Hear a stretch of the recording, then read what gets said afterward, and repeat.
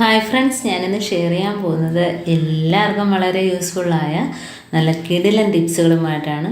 അപ്പം നമുക്ക് പല്ലി, പാറ്റ, അതേപോലെ തന്നെ ഉറുമ്പ്, ഇതിനെയൊക്കെ നമുക്ക് എങ്ങനെ തുരത്താം എന്നുള്ള നല്ല 3 കിടിലൻ ടിപ്സാണ് ഇതിനകത്ത് കാണിക്കുന്നത്, മുരിങ്ങയില വെച്ചിട്ട്.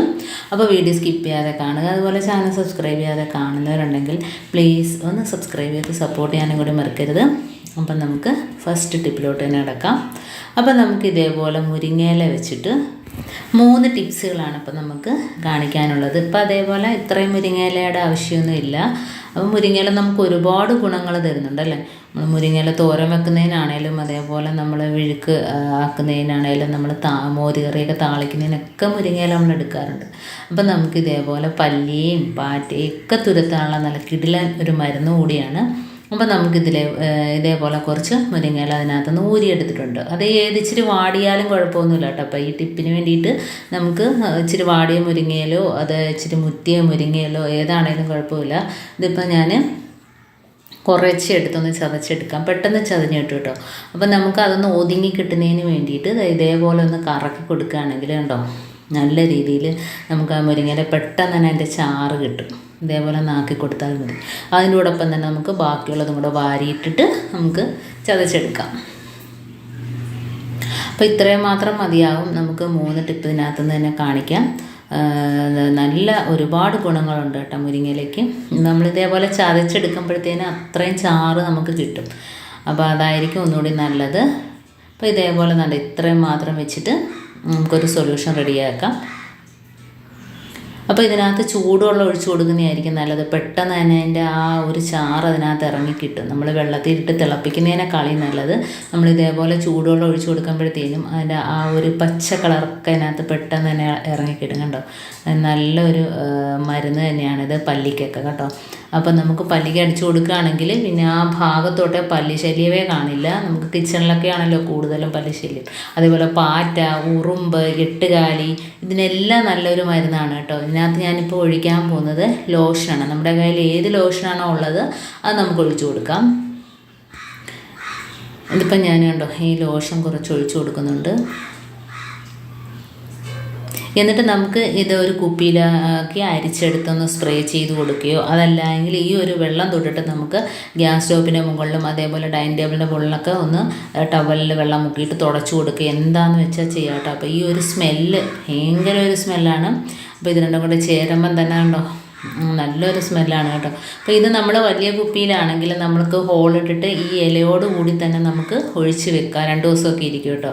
അപ്പോൾ നമുക്ക് പിന്നെ ചെറിയ സ്പ്രേ ബോട്ടിലിനകത്താകുമ്പോൾ അത് പറ്റില്ലല്ലോ, വലിയ കുപ്പിയിലാണെങ്കിൽ പറ്റും.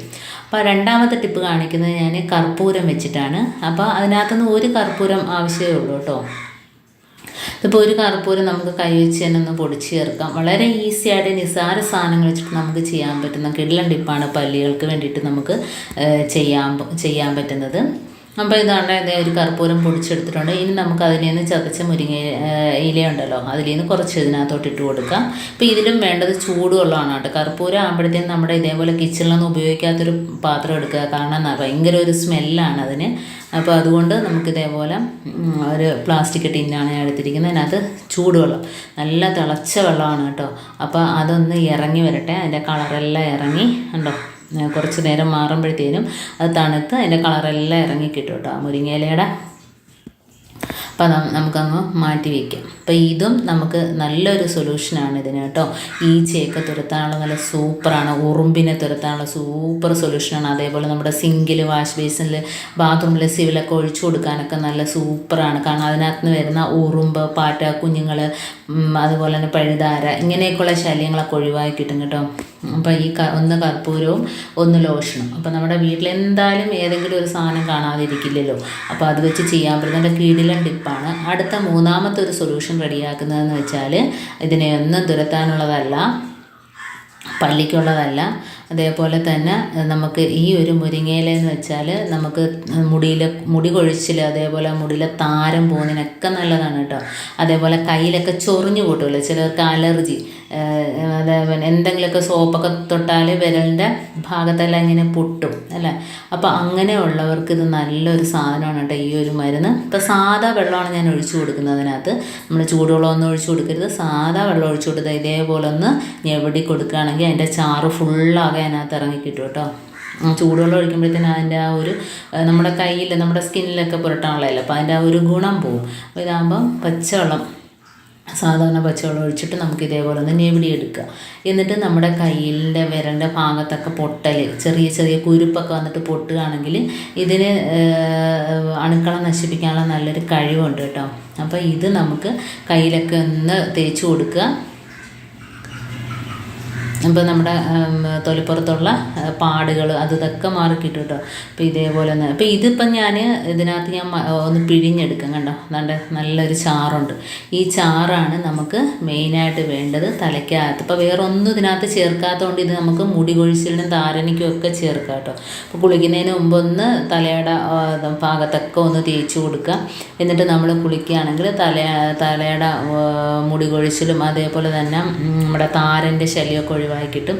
ഇനി ഇതിനകത്ത് നമ്മളൊരു സ്പൂൺ മഞ്ഞൾപ്പൊടി ഇട്ട് കൊടുക്കുകയാണ്. ഒരു സ്പൂണൊന്നും വേണ്ട, നമ്മളിതിപ്പോൾ കുറച്ച് അളവ് മാത്രമേ ഉള്ളൂ. അപ്പോൾ അതിനനുസരിച്ച് ഒരു 1/2 ടീസ്പൂൺ അളവിൽ ഞാൻ മഞ്ഞൾപ്പൊടി ഇട്ട് കൊടുക്കുന്നുണ്ട്. അപ്പോൾ ഈ മഞ്ഞൾപ്പൊടി ഇട്ട് കൊടുക്കുന്നത് ഞാൻ പറഞ്ഞില്ലേ, മഞ്ഞൾപ്പൊടിയും ഈ ഇലയും കൂടെ ആകുമ്പോഴത്തേനും നമ്മുടെ നല്ലൊരു മരുന്നാണ്. കാരണം ചൊറിച്ചിലിനൊക്കെ, പൊട്ടലിനും ചൊറിച്ചിലിനും ഒക്കെ നല്ലൊരു മരുന്നാണ്. അപ്പോൾ ഇത് രണ്ടും കൂടെ ഒന്ന് മിക്സാക്കി കൊടുത്തതിന് ശേഷം ഞാൻ നേരത്തെ പറഞ്ഞ കണക്ക് കൈക്ക് പൊട്ടലും ചൊറിച്ചിലും ഒക്കെ ഉണ്ട്. ചൊറിച്ചിലിനൊക്കെ നല്ല മരുന്നാണ് കേട്ടോ. അപ്പോൾ ചൊറിച്ചിലൊക്കെ ഉണ്ടെങ്കിൽ ഇതേപോലെ ഈ വെള്ളത്തിനകത്ത് കൈ മുക്കി വെക്കുകയോ അതല്ല എങ്കിലും ഉണ്ട് ഇതേപോലെ വിരലിൻ്റെ ഭാഗത്തൊക്കെ ചെറിയ കുരുപ്പ് വന്നിട്ട് പൊട്ടലുണ്ടായിരിക്കും.